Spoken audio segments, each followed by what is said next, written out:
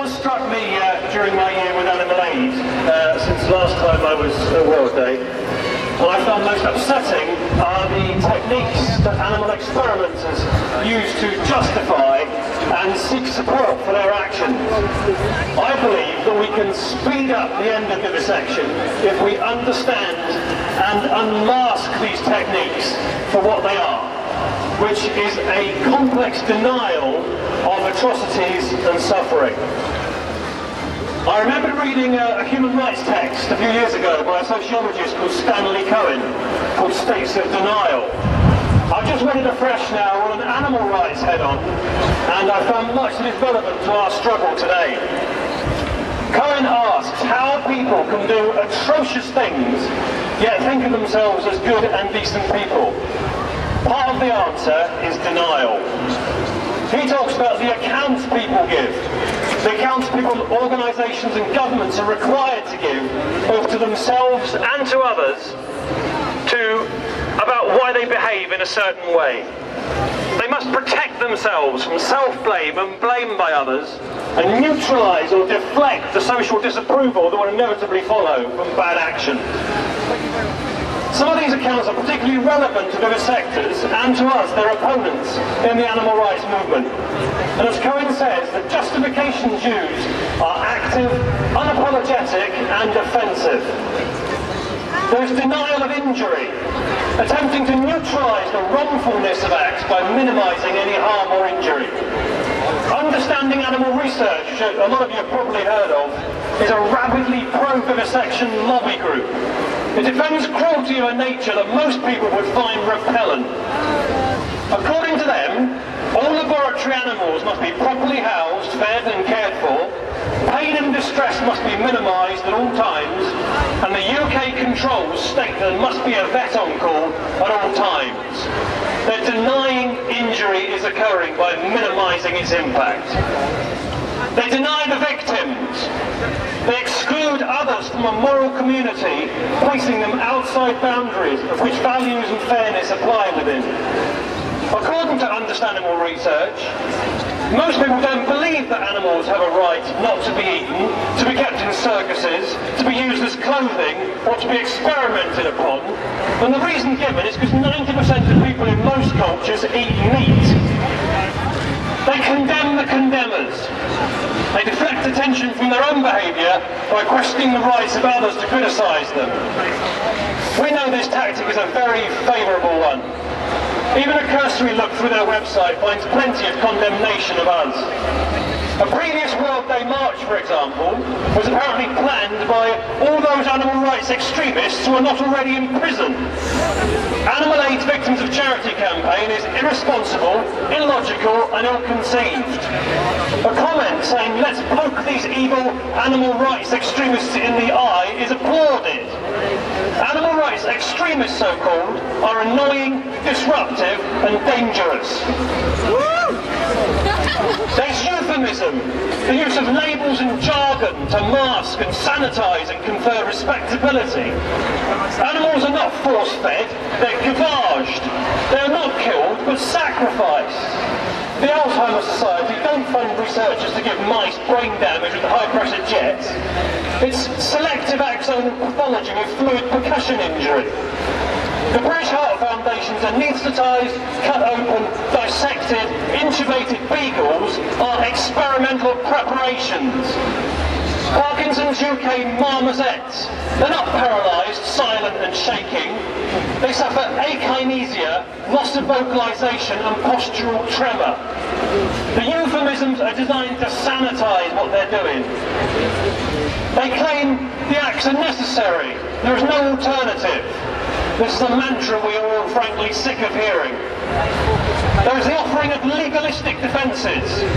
On the most basic level, the paragraph in every experimental paper that says the work was approved by a local ethics committee and conducted in accordance with the Animals Scientific Procedures Act. And probably the most chilling of all denial strategies is moral indifference. The perpetrators do not recognise any morally legitimate universe outside of their own. We have this idea of the banality of evil. And Cohen says, unimaginable evil can result from a constellation of ordinary human qualities, not fully realising the immorality of what you're doing, motives that are dull, unimaginative and commonplace, like going along with others or professional ambition or job security, and retaining for long afterwards a facade of pseudo-stupidity, not grasping what the fuss was all about in the first place.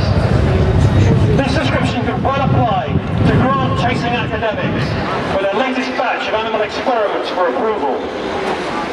In conducting our charities campaign at Animal Aid, we have come across a variety of official denials from organisations like Cancer Research UK and the British Heart Foundation. We've been given half-truths, evasions, legalistic sophistries, ideological appeal to a lot of good old-fashioned silence. But as we know, the balance of misery is heavily on the red when it comes to vivisection. So what can be done? Stanley Cohen cautions us that denial, the state of shutting out of awareness of other suffering, is actually a normal state of affairs for most people. He imposes a set of cultural conditions that we must meet before the state of denial, or the opposite of denial, acknowledgement, can come widespread. Above all, we must first refuse to accept vocabularies of denial. Animal abuse, mass cruelty and suffering must be named as such. We must then discover what is happening and retain the information high up in our awareness. We must share widely and express our feelings of empathy, outrage, shame and compassion, and we must do it publicly. We must also express our moral sentiments. Vivisection is wrong and cannot be tolerated any longer. We must appeal to others and convince them that they too cannot remain silent, but they must also act. And finally, we must make the cultural channels. They should be visibly in place to validate the sense that something can be done, what that something is, and enable people to help us do it. Clearly, we are a movement which already works on these fronts.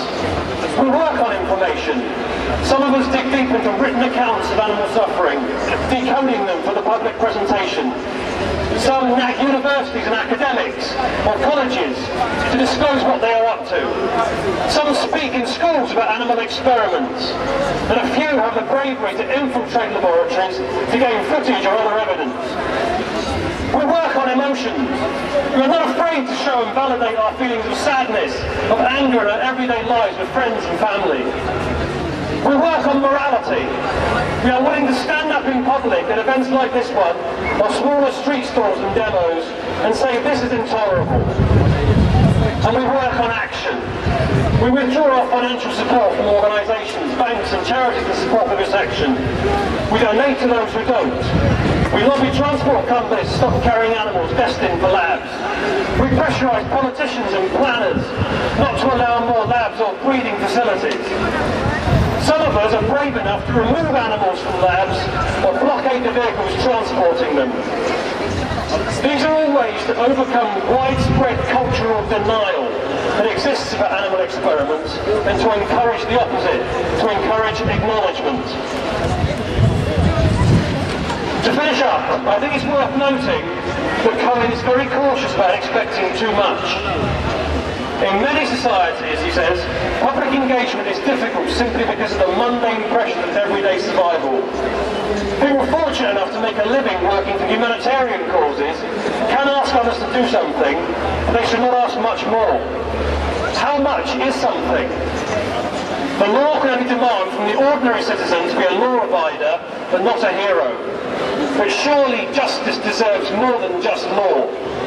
There are states of being a good citizen which are less than heroic, but more than merely law-abiding. They do not demand extraordinary heroism, but they do discourage ordinary silence. There are always too few heroes. I salute here especially our most courageous of activists who will endure prison for their work to save animals from death and suffering in laboratories. They are our real heroes. However, there must be plenty of plain good citizens out there to raise their voices with us. Once again, I applaud you all.